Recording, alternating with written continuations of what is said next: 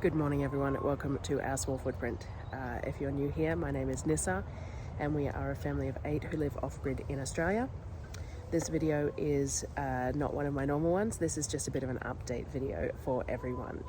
I did my 6-weekly grocery shopping last week, so it is now Thursday. So I did my 6-weekly shopping trip Wednesday, Thursday, Friday of last week, and when I got home Saturday morning. I filmed a video in the morning and then sort of crashed, just went downhill real quick. I assumed that it was just my post-shopping crash because I have a lot of underlying health conditions. Sometimes my trip to do the groceries means that by the time I get back and I get it all unloaded and I get it all filmed and everything else, that I have a couple of days where I just crash. My body just can't keep up anymore and I get migraines and crash for a couple of days. But it got pretty bad so Saturday I'd crashed, and then I spent all of Sunday and Monday in bed pretty much. So I did a rat test on Monday just in case, and it came back positive for COVID. So obviously I picked it up in one of the first days in Brisbane. Now I wear a mask and I take sanitizer and stuff, but we knew it was going to happen at some point. And unfortunately, because we live in such close confines, we knew that it would probably go through the whole house. So it did. All 8 of us have had it or have it at the moment. So it's been hard. The range of symptoms across the different children is really significant too. So like 2 of the smaller boys were vomiting for 24 hours and but none of the others were, and some just get really bad muscle aches and pains, where others were getting really snotty and phlegmy and cough and things like that. And it really just varied from child to child as to how they were being affected by it. And then Darryl has come down with it as well. So we are all still recovering at the moment and still not doing much.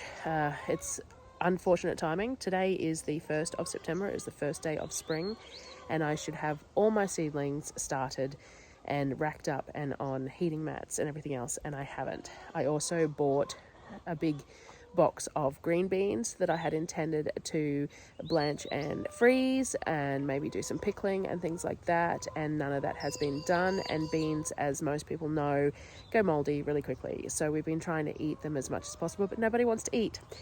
Normally the kids would eat green beans by the handful just as a snack, and we'd go through them, so I wasn't concerned about, they were cheap anyway, but I wasn't concerned about them getting used because I thought the kids would just eat a large quantity of them. I could freeze a whole lot for stir fries and things like that, but nothing's been done. I also bought a huge box of corn cobs, but they're individually, like they're packs of 3 in plastic, which means that the ends of them always go a bit moldy when they sit there for too long, which I knew, but normally I just get those sort of things done as quickly as possible, and then it's not such a big deal. But I haven't. So we've been eating them as much as possible, but I'm now having to cut ends off them because they're going bad, and I really have to get them all out of the plastic and sorted. Now, we are lucky. I have plenty of animals that will eat all of these things, even if they go bad, and that's great, but they were meant for consumption for us, so it's a little bit frustrating for that. We also had rain forecast, like 5 days of rain forecast, and didn't get a single bit of it. As you can see, it is really lovely out here this morning. Excuse me. So we had to get, while we were all sick, while Darryl and I were quite sick, we had to get the enclosure for the feed sorted, so I thought I'd show you that too while I'm out here. So we used an old greenhouse frame here, this old greenhouse frame, and we covered it with, let me turn you around so you can see. We covered it with metal and the plastic sheeting and things like that, so that we could have feed stored out here, and we have some sawdust and things like that. So whatever we need stored out here for use with the new pens. So this used to be a shelter in the old chicken pen before we moved to the chicken pens, and now that we've moved them, this won't fit in the current structures. So we thought that this was a good repurpose of it. So this is the new, so we put that together while we were sick, which was a really hard task, but it had to be done because it was going to rain. And then it didn't rain, so that's a bit sad. But we got it done. So I'm out here with the chickens at the moment. I'm just checking for eggs and topping up water and stuff like that this morning because it needs doing. And then I'm going to try and get some food prep done because my brain won't let me deal with the fact that there's food going bad. So I'll just take it easy and see how I go.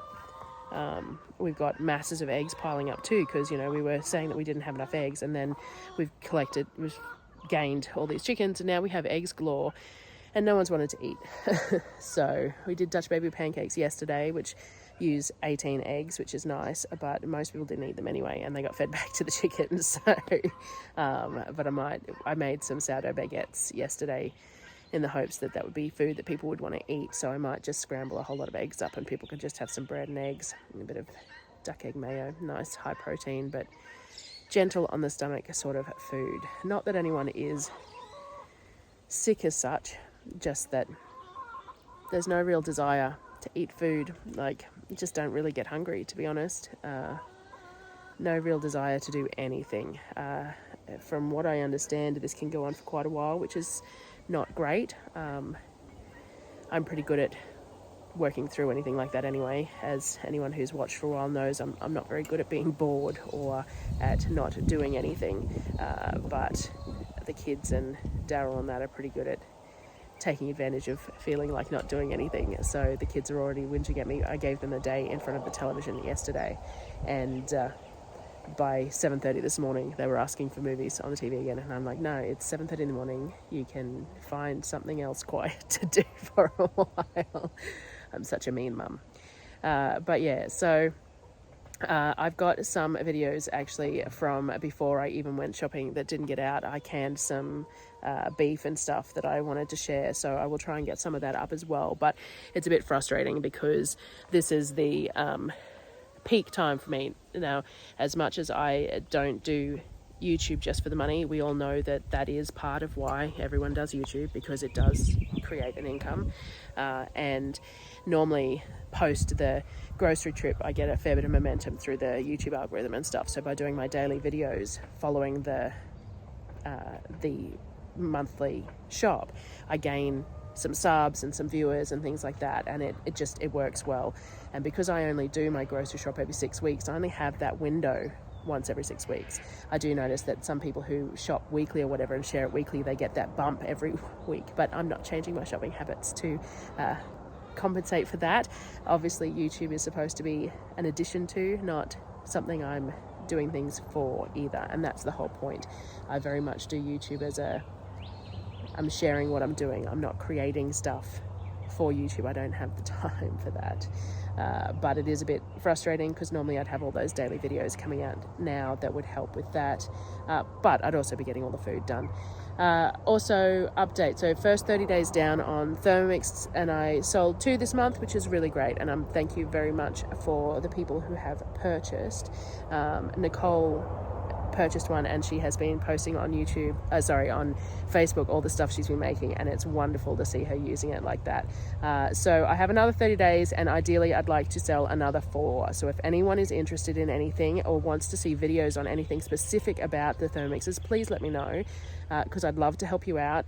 You would be helping me out, obviously, because by selling another 4 I subsidize the purchase of mine, but also I just really adore the machine, and I really adore helping people figure out how it works for them and the excitement of it, and contacting during unboxings, and I'm happy to do one-on-one Zooms and all that sort of thing while you're figuring it out. So if anyone's interested, or if anyone knows anyone who's interested, let me know, because I'd really love to help them out, and it would help me out as well, obviously, too. So anyway, that was just a bit of a rambling chat for you this morning in some really pretty sunlight. It's really nice out here this morning, actually. I am going to spend a little bit of time out here, get the chickens sorted and get some sunlight.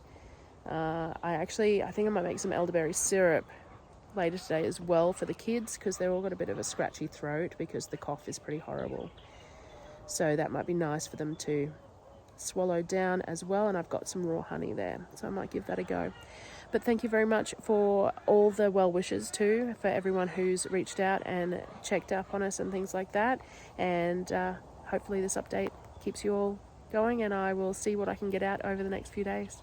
Thank you very much, guys, for watching, and I will see you next time. Bye.